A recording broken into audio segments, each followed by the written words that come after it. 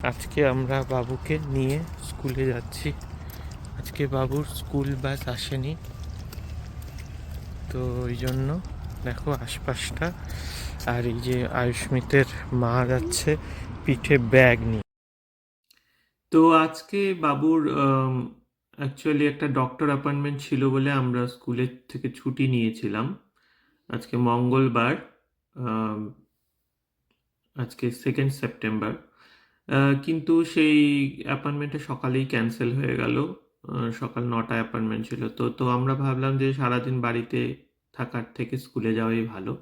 School তো বাস আসে ওকে নিতে, কিন্তু যেহেতু এটা আমাদের বাড়ির খুব পাশে এবং বাসকে নাই করে দিয়েছিলাম, তো আমরাই দুজনে মিলে হাঁটা পথে নিয়ে গেলাম। আর আজকে দেখছি রোদটাও কম, মেঘলা আকাশ এবং বাইরে বেশ ঠান্ডা, মানে ঠান্ডা আস্তে আস্তে পড়তে শুরু করেছে। ফলস শুরু হয়ে গেছে, সামার চলে গিয়েছে এখন।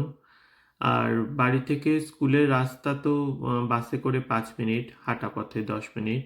এই যে স্কুলটি দেখা যাচ্ছে নদীর ঠিক পাশে, এলবো রিভারের পাশে, আমাদের রিভার পার্ক এবং এলবো রিভারের পাশেই ওদের স্কুলটা। তো দুজনে মিলে হেঁটে হেঁটে গিয়ে দিয়ে এলাম। আর স্কুলে যেতে হলে আমরা ওই হুইল চেয়ারটা নিয়ে যাই। বাসের ড্রাইভারকে ফোন করে দিয়েছি, ফেরার সময় সে নিয়ে আসবে ওকে। তো ফেরার কোনো ব্যাপার নেই, এমনিতেও আমরাও নিয়ে আসতে পারতাম। আর এইভাবে ওকে স্কুলে দিয়ে এলাম।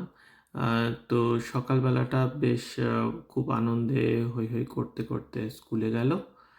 আর এই যে স্কুলের বাসগুলো এখন ঢুকছে, এখন মোটামুটি 9:30 বাজে, মানে 9:40-এর মতো।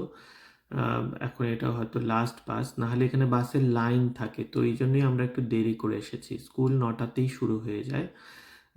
এমিলি ফলেন্সবি স্কুল, এটি একটি স্পেশাল স্কুল। এবং এই স্কুলে পৌঁছেও গেলাম আমরা।